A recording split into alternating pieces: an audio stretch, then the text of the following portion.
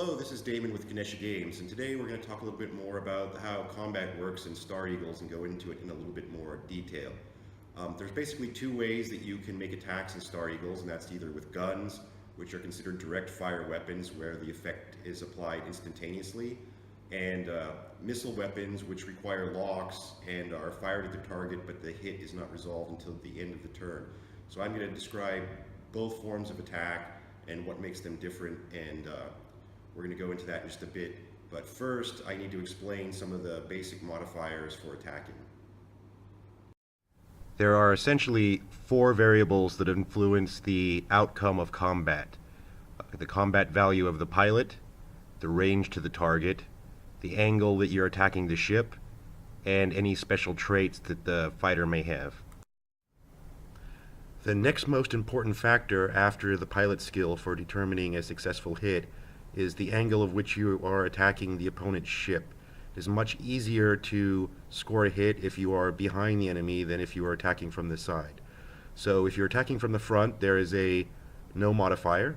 It's -1 if you are attacking from the side, +1 if you are attacking from the rear, and if you're in the special tailing zone, it is +2. So like we just described, ships have basically four different arcs. Now, weapons are typically fixed within a specific arc. I mean, you can have arcs where they overlap multiple, but most weapons are fixed, and especially with space fighters, most of the weapons are fixed forward with a 45-degree arc. So one of the things you'll notice is on the firing templates, there's, again, little angles or little arrows. These represent the firing arcs of the ship. So what you do is you basically can put this in front of the base and angle it left or right, and that will tell you the firing arc that you can shoot at, so or the maximum angle that you can shoot at. So here I'm going to simulate some Saseki attacking Constar, and Saseki weapons have blasters which are medium ranges. So as we discussed earlier, all weapons can shoot up to twice their range band. So for example, if you are within one range stick, you are within effective range, and if you are within two range sticks, you are within long range, and anything beyond that you cannot attack. So let's say that these Saseki Hellstars wanted to attack this Constar Eagle. So first we can check and see that it is within range because it's within the angle on the range stick, and all I need to do is touch the base. But it's certainly not within the first range band, but it is within the second range band. So as we've discussed, this would be a shot at long range, and it would be going into the side arc. So the long range would give a -1 penalty to the attack, and then the side arc would also be a -1 penalty. So as how attacks are performed is you basically roll a d6, the attacker adds the combat rating of their pilot plus any modifiers. So here's the d6, the combat of the average Saseki pilot is 2, so you'd roll a d6 plus 2 plus the modifiers. So again, we had the long range, which is -1, and the side arc, which is -1. Therefore, this shot would be a total at -2 plus 2, so it would just be a straight d6. All right, the Constar would resist the attack by rolling a d6 plus his pilot skill. Since he has no other modifiers, he would get a d6 plus 2. So as you can see, the odds are against the Saseki making a successful attack. So if I were going to do this, I would roll a d6 for the Saseki, and he got a 2, so he's already lost, because the Constar rolled a 1 plus the 2, which is a 3. So as long as he equals or beats, he has successfully evaded the attack. All right, now let's take a look at a different scenario. Here we're going to have Saseki Wormfighter attacking the Constar Eagle, but this time the Saseki is coming in from the back arc, and it is within the effective range of the weapon. Now, it's within the back arc, but it's not within the tailing zone. So for being in the back arc, he will get a +1, but he will not get the +2 bonus for being in the tailing zone. So, and he's within effective range, so there's no additional range modifiers. So let's take a look how this would play out. All right, the Saseki gets his d6, plus his combat of 2, plus the +1 for being in the rear arc, so he will be at +3. And again, the Constar pilot has no modifiers, so he will just roll a d6 plus his combat of 2. So it's d6 plus 3 versus d6 plus 2. So in this case, the result is favoring the Saseki.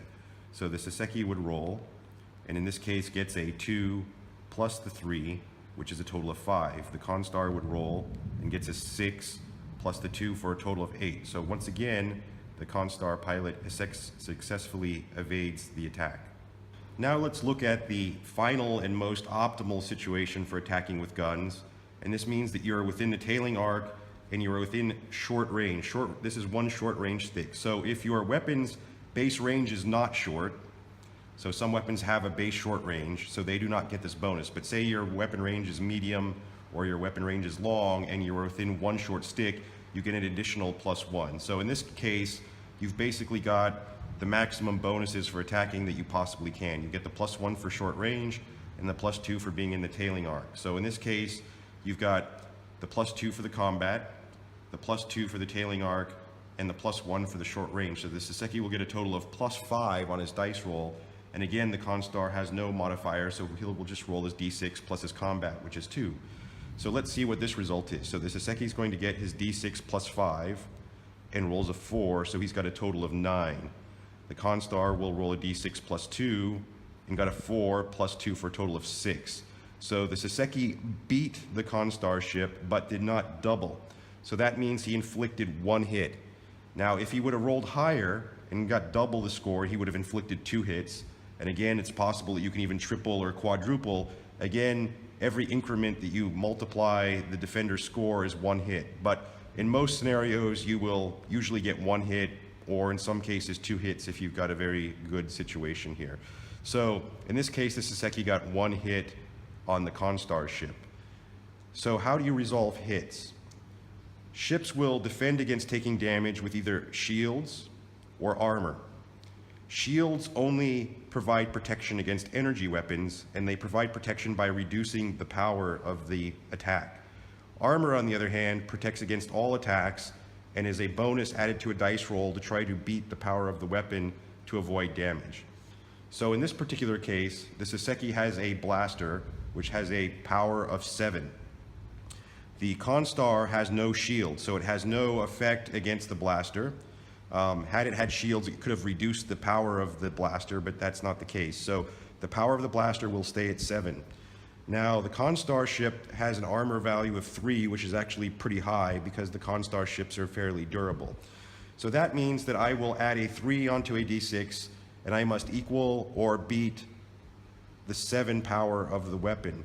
So essentially that means I must get a 4 or higher if I want to avoid taking damage. So let's see what happens. I rolled a 2 plus the 3 for my armor, which is a total of 5. The Saseki's weapon power was 7, therefore it was insufficient and the Constar ship would be damaged.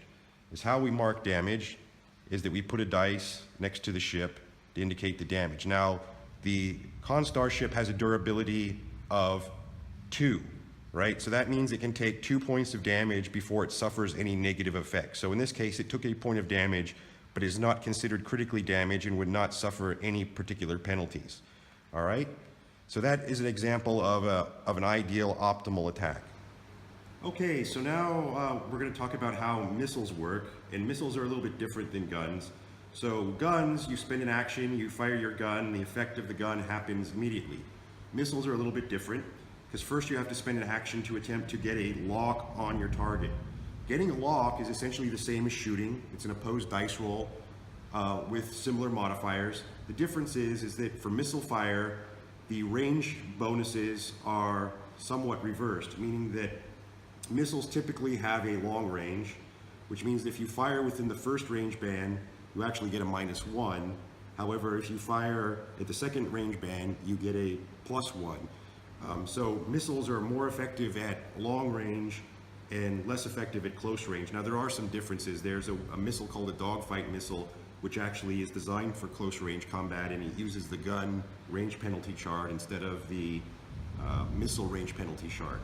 So other than the range penalties, all the other modifiers apply. So for example, the angle of attack and such, those modifiers are the same when trying to make a missile lock. And there are certain traits that ships can possess, such as ECMs, or a ship might be easy to target. There's various traits that can make it easier or more difficult to get a missile lock. So in this case, these ships have nothing special. So the Saseki ship will defend against this missile lock from the Constar with its regular combat of 2. The shot is coming through the front arc, so there's no modifier, but it's at the second range band, which means that the Constar ship will get a +1. So is how this works is the Constar ship again would try to get its lock, so it would be the dice plus the combat value of 2 plus the range of +1. So he will get a d6 plus 3 total, and the Saseki will try to avoid the lock with his regular combat of 2. He gets no other modifiers. So let's see how this plays out. The Constar would roll the dice, and he gets very lucky and gets a 6 plus 3 is 9. All right, the Saseki will try to avoid it and gets a 2 plus is 2, which is 4. So he failed to break the lock, so therefore he has a missile locked onto him now. So what happens is we put a missile token, and I should emphasize this is not an actual Star Eagles missile. This is actually from ArmorCast, which I guess kind of gave us the idea to make the missile token. So this is an ArmorCast missile, but we have made our own ordnance markers so that you can track ships that have missiles homing in on them. So what happens is that this missile will follow the ship throughout the turn, and then once all the ships have activated and we get to the end of the turn, we will then resolve missile hits on all the ships that have missiles homing them. And I will explain how to resolve a missile hit. Okay, so let's describe what happens when you have a missile homing in on you. This is where this little green dice, which we call a maneuver dice, comes in handy. All right, I haven't talked about maneuver dice, but basically is what a maneuver dice is. It represents how aggressive or violently a ship maneuvered during its turn.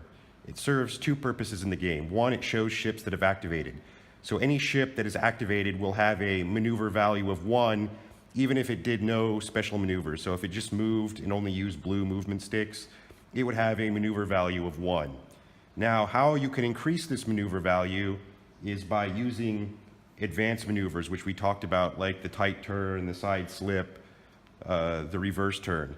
Every advanced maneuver that you use during your turn, so for example, if you used a tight turn, it adds an additional 1. So you would get the 1 for activating your ship plus the 1 for the maneuver, so your maneuver rating would be 2. Say you did 2 tight turns in your turn, so you would have a maneuver rating of 3. All right, so why is that important? Is because if you have a missile tracking you, you then have another opportunity to avoid dying from the missile hit by trying to evade the missile. And as how this is done is at the end of the turn, when you're checking for missile impact, you will see if you evade the missile. All missiles have an evade value of 7. This means that you must roll a 7 or higher with modifiers to evade the missile. If you evade it, you don't get hit, the missile's done, and the attack failed. If you roll lower than that, then the missile hits you and you're in a lot of trouble. So in this case, you add your maneuver rating onto your d6 roll to evade the missile. So in this case, if I had a maneuver rating of 3 because I did 2 advanced maneuvers during my turn, that means I would need to roll a 4 or higher. 4 plus 3 is 7, right, to evade the missile. If I didn't do any fancy maneuvers and I just had a maneuver rating of 1 because I just took a normal movement, I would only evade the missile on a roll of 6. So let's see what happens if I tried to evade the missile and I did no advanced maneuvers. Okay, I rolled a 4 plus 1 is 5, so that was insufficient, which means the missile hits me. All right, if I had done 2 tight turns during my turn, or maybe a reverse turn and a tight turn, and I had a maneuver rating of 3, I would only need a 4 to have evaded the missile. And in this case, if I rolled a 6, I would have dodged the missile and the missile would not have hit me. Now, what happens if a missile hits you? All right, missiles have an impact value and a power similar to guns. So, for example, missiles will have power ranges anywhere from 6 to 10. There's many different types of missiles in the game. And, they all have different effects, different strengths and weaknesses. But one of the common threads is most missiles do more than 1 point of damage. So this is very important because most standard anti-fighter missiles will do 2 or 3 hits, which means it's quite possible that a missile can destroy a ship within a single turn. So in this case, let's say that he was being tracked by a dogfight missile. A dogfight missile does 3 hits when it hits the ship. So in this case, you would avoid the damage the same way you would if you got hit by a gun. So a dogfight missile has a power of 8 against the armor of the Saseki worm, which is only 1. So if you do the math, you can see that the armor of 1 plus 6, which is the maximum I can roll on a d6, is going to be insufficient to beat the power of the missile. In Star Eagles, there is no automatic passive armor save, but there is automatic failure. So this means that if you cannot beat the weapon power with your armor, you just take the damage. So if this Saseki got hit by a dogfight missile, its armor is inadequate to protect it. It would take 3 hits. Its durability is 2, so the damage would have exceeded its durability, and it would have gone up in a big fireball. Now, there's a few other important things that have to do with combat that you can do to affect the outcome. One action you can do in your turn when you're maneuvering is to use evasion. When a ship evades, you basically spend an action, and you will put an evade token on the ship. The evade token will stay on the ship until it performs an action to do something else. So as long as you don't use an action to perform an advanced maneuver, shoot your guns, or do anything else, scan or whatever, you will retain the evade token and it will carry through into your next turn. Ships with an evade token get a +1 when attempting to evade gunfire, and they also get a +1 when attempting to avoid a missile. Now, some ships, like the Saseki Hellstar, are what we have a traits called nimble or very nimble. These ships, which are very agile, get additional bonuses when evading. So for example, a Saseki Hellstar is very nimble. So when they evade, they actually get a +3, which means that when they're in evasive mode, they are very, very, very difficult to hit. The Constar Aero Fighter is nimble, so it gets a +2, so it's also very difficult. So evasion can be a very powerful tool for agile ships. It's also still valuable for regular ships, as it does give you that +1 bonus to both evading gunfire and missiles. Now, the last thing I'm going to discuss on the combat section is what I call reaction fire. All ships can attempt to reaction fire if an enemy activates or moves during their turn within 1 medium stick of a weapon arc within that ship. So again, say this Constar Eagle has forward firing weapons, so this would be the reaction arc. Now, it doesn't matter what the actual range of the weapon is. So in this case, this ship has lasers which actually have a long range, but you can only roll for a reaction if the ship activates or moves within 1 medium of the arc. So what this means is, say that this Saseki was going to try to move in and attack the tail of this ship, and so it performed a maneuver that crossed this firing arc. That means as soon as the ship enters this arc, the Constar Eagle may attempt to roll for a reaction fire and attempt to shoot the ship as it passes through its firing arc. To perform a reaction fire, you must make a quality roll on 1 dice. So again, an average pilot with a quality of 3+ means that you would have to roll a 3 or higher to successfully react. So in this scenario, I would have rolled a 3, which means I would have been able to interrupt the Saseki's turn and fire my guns as the ship went by. So let's see what would happen here. So in this case, the Saseki, you would fire as the Saseki entered the firing arc. The Constar ship would get a d6 plus the 2 for the combat, -1 for firing at the side arc. So it would be d6 plus 1. And the Saseki would resist with a d6 plus 2 because its combat is 2. So in this case, the Constar player rolled a 1 plus 1 is 2, and the Saseki player rolled a 4 plus 2, which is 6. So therefore, the Saseki successfully flew through and evaded the fire and could continue its turn as normal. So that's how reaction fire works. Now, every ship that you fly in front of the firing arc would get a chance to reaction fire. So in this case, if the Saseki had to fly past 2 ships or 3 ships or 4 ships, every ship that you fly past would get an opportunity to do a reaction fire. And every time you enter a new firing arc that's got a weapon also means that there would be a reaction fire. So say you had like a bigger ship, like a gunboat that has multiple arcs. If you flew through the side and then turned around and flew through the front, you would get a reaction fire from the side and a reaction fire from the front. The whole point of this is that this is a game about maneuvering, and you have to plan your attacks. And if you just fly head on into the enemy, there's a good chance that they're going to be able to gun you down as you're flying in and it's just going to be a big bloodbath. So the game encourages thinking out your maneuvers and trying to maneuver your ship to evade enemy firing arcs and get into the tailing position of ships. Now, of course, there's some ships that have tail guns, there's ships that have turrets, which give them 360-degree firing arcs. So there's lots of permeations that make the game interesting, but at a basic level, if you think about just ships with forward-firing guns, it's very important to attack outside the firing arc, and your most advantageous position to attack is always coming from the rear. One last thing I want to show you is this is a prototype 3D print of the Mars gun bus that I printed with my home 3D printer. I also did a 3D print of the flight stand, which also comes with the STL files, and also simulates the stands that would be coming with the game. You'll notice there's two little slots. One slot is to hold the maneuver dice, so that holds your maneuver dice, and the other slot is to hold your damage dice there. So that's what those little markers are for. So I just thought I'd show that off and explain, how these stands help you keep things organized so you can move your ship around with the dice and don't have to worry about them falling all over the place.